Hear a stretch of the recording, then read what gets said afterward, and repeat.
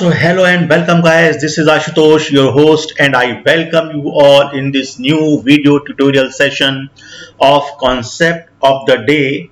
So guys, today we are going to discuss the important question from electrical power system. So guys, आज हम discuss करेंगे बहुत ही important questions जो पूछा जाता है वाइवा और इंटरव्यूज में और इंजीनियरिंग सर्विसेज में और गेट के एग्जाम में। और गाइस तो वो क्वेश्चन हम डायरेक्टली लेते हैं जो इलेक्ट्रिकल पावर सिस्टम से है। सो गाइस देखते हैं हम अपनी नेक्स्ट स्लाइड में। So we will switch to our next slide and this is the question guys. आप यहां पर देख सकते हैं for the figure depicting the two generators connected via the transmission line having an impedance jx ohms, machine A at a voltage Va at an angle delta will supply active power to machine B at a voltage Vb and angle 0 when delta is. So guys there are four options, चार options आपको दिए गए हैं कि guys ये machine A है, this is alternator 1 and this is alternator 2. So alternator 1 is VA and alternator 2 is VB. So guys और ये ट्रांसमिशन लाइन है, this is the transmission line and JX is the reactance of transmission line already given. So guys what is the condition of active power transfer from A to B? ये बहुत ही important question है guys. तो इसकी एक condition है। एक और क्वेश्चन हम लेते हैं गाइस, यहां पर एक और क्वेश्चन लेते हैं। सेकंड क्वेश्चन देखिए, यहां पर तीन क्वेश्चंस दिए गए हैं बहुत ही important. If a line is considered with negligible power losses then the real power transmitted will be proportional to sine delta, true और फॉल्स। तो हम डिस्कस करेंगे गाइस, फिर इसको डिस्कस करेंगे कंडीशंस क्या है और क्या इसकी प्रॉपर्टीज है और क्या कंडीशंस हैं। सेकंड क्वेश्चन देखिए guys, okay this is the second question. If a line is considered with negligible power losses then the real power transmitted will be proportional to, or there are four options, sin delta, cos delta, delta, sin square delta. So guys हम discuss करेंगे, we will discuss the answer and concept behind it later. तीसरा question देखिए guys, third question is if a line is considered with negligible power loss then power transmitted is proportional to receiving end, true or false. So guys ये आप देख सकते हैं, फिर से देखिए, if a line is considered with negligible power losses then the reactive power transmitted is proportional to receiving end voltage. So guys reactive power transfer हम अगली स्लाइड में देखेंगे, अगले वाले वीडियो में डिस्कस करेंगे. So guys today we are going to discuss the power transfer, active power transfer takes place between two machines. जैसा कि आप यहां पर देख सकते हैं कि एक्टिव पावर या रियल पावर कब ट्रांसफर होता है, एक मशीन से दूसरे मशीन तक या एक एंड से दूसरे एंड तक, सेंडिंग एंड से रिसीविंग एंड तक या रिसीविंग एंड से सेंडिंग एंड तक कब रियल पावर ट्रांसफर होता है और इसकी क्या कंडीशंस है। तो गाइस आंसर आप देख सकते हैं, दिस इज द आंसर। यहां पर चार ऑप्शन है, पॉजिटिव होगा, नेगेटिव होगा, जीरो होगा, एनी ऑफ द मेंशन्ड। आप देखिए इसका जो एंगल दिया हुआ है मशीन ए, इसका एंगल दिया हुआ है voltage VA and angle is delta, angle is given delta, इसका डेल्टा एंगल दिया हुआ है। Okay and second power, second machine की आप देखिए वोल्टेज इसका दिया हुआ है VB, voltage is given VB and angle is zero, angle is zero. तो गाइस आपको बताना है कि एक्टिव पावर कब ट्रांसफर होगा, क्या कोई रिलेशन है इस एंगल के बीच में और एक्टिव पावर के बीच में। सो गाइस लेट्स स्टार्ट, हम समझते हैं कि क्या कॉन्सेप्ट है इसके पीछे। Okay guys so let's start.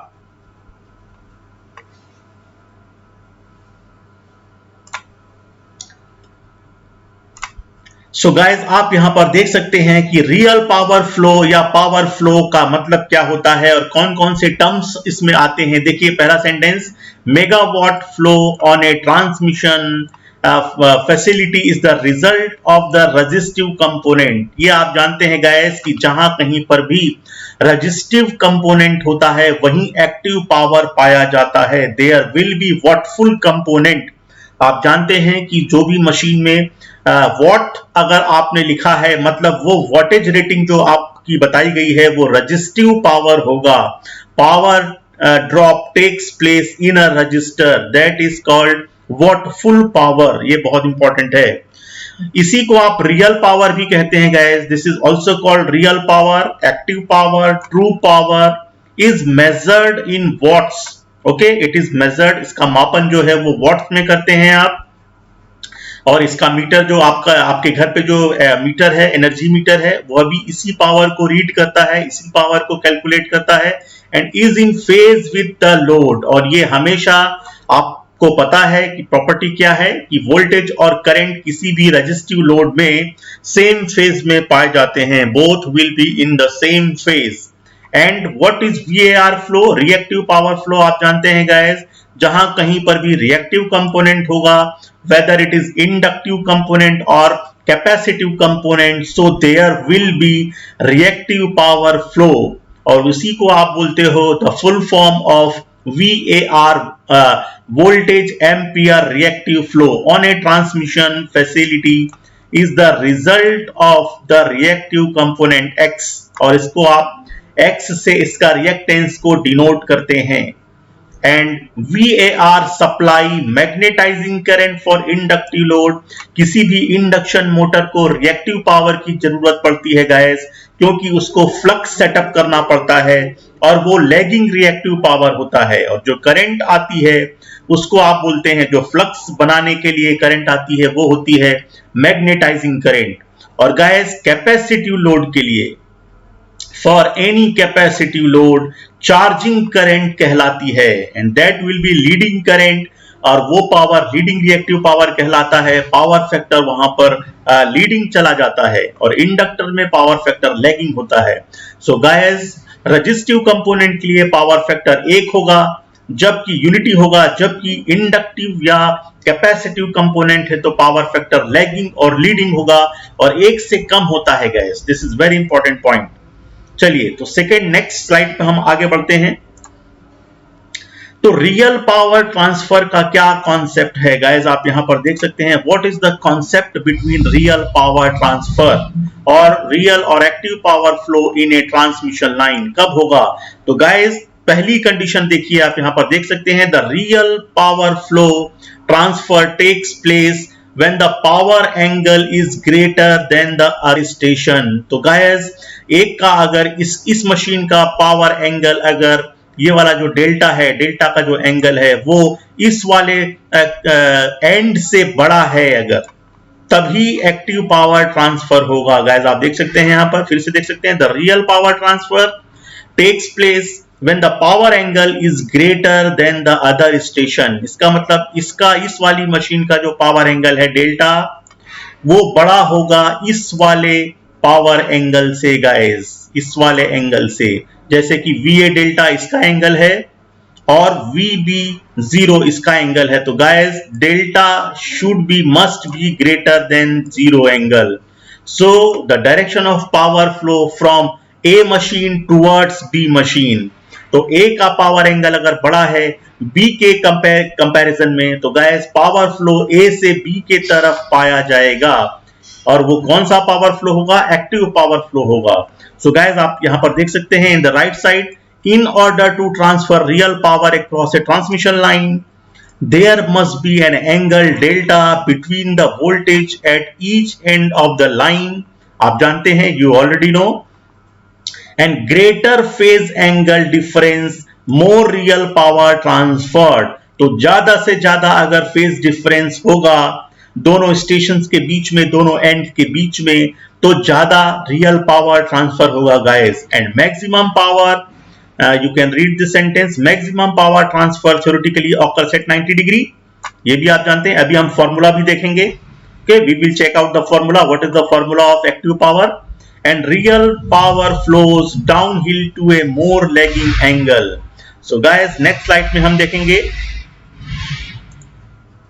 ये सेम स्लाइड है, आगे देखेंगे। ये देखिए यहां पर आप देख सकते हैं गाइस, रियल पावर का formula, the active power formula and flow between two buses, okay, is obtained by PR real power transfer equal to VS into VR upon X reactance into sin delta. आप देख सकते हैं guys, where P is the real power in megawatt, Vs is the sending end voltage, okay, VR is the receiving end voltage, X is the line impedance between buses और line reactance. अगर R की value 0 है तो ये reactance हो जाएगा, and delta is the angle delta between bus voltages.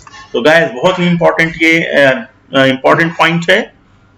देखिए अब देखिए गाइस यहाँ पर थीटा क्या है, what is theta and what is delta. Delta क्या है तो गाइस आप देख सकते हैं यहाँ पर व्हाट इज डेल्टा. पहले ये वाला देखिए, angle delta is the symbol for phase angle difference between the sending end and receiving end voltages. तो गाइस एक एंड का वोल्टेज और दूसरे एंड के वोल्टेज का डिफरेंस जो है वो एंगल जो है वो डेल्टा कहलाता है. And what is theta? Theta is the symbol for the angle difference between current and voltage. So guys आप यहाँ पर देख सकते हैं होता है और इसके लिए क्या कंडीशन होती है. So guys let's solve a numerical question on this. So numerical is already given the voltage. You can read this. The voltage at a bus A and that is reference is 522 kilovolt at an angle of -15. -15 is given angle. This is the power angle already given -15 degree, and the voltage at bus B is 518 kilovolt at an angle of -18 degree, and the second bus पर जो angle दिया हुआ है the angle is given, power angle is given -18 degree, and total impedance of the transmission path between the buses is 50 ohm. As you can see over here, the 50 ohm is the reactance of transmission line or impedance of the transmission line.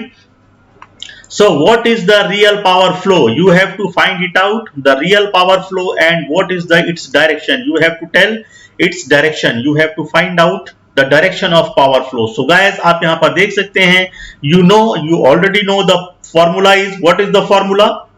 आप पहले से आपको पता है formula. If we can go to our slide, this is our formula.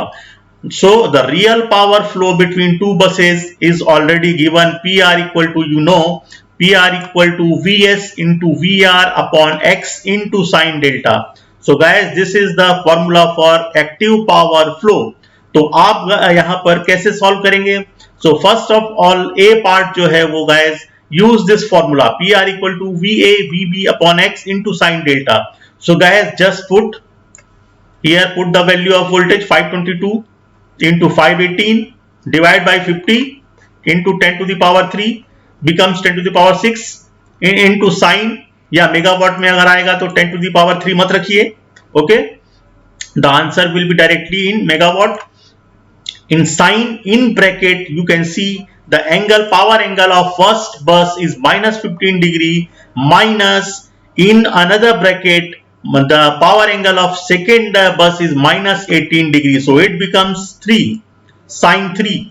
Okay, so what happens? The answer is 283 megawatt and the direction of flow is from bus A to B. So guys A का angle आप देख सकते हैं, यहाँ पर आप guys पहले से बता सकते हैं कि ये वाला एंगल बड़ा है, -15 जो है वो बड़ा है -18 से, और इसीलिए डायरेक्शन ऑफ पावर फ्लो आएगा A बस से सेकेंड बस की तरफ. From A to B the real power transfer will take place from bus A towards bus B and this is the fundamental guys concept.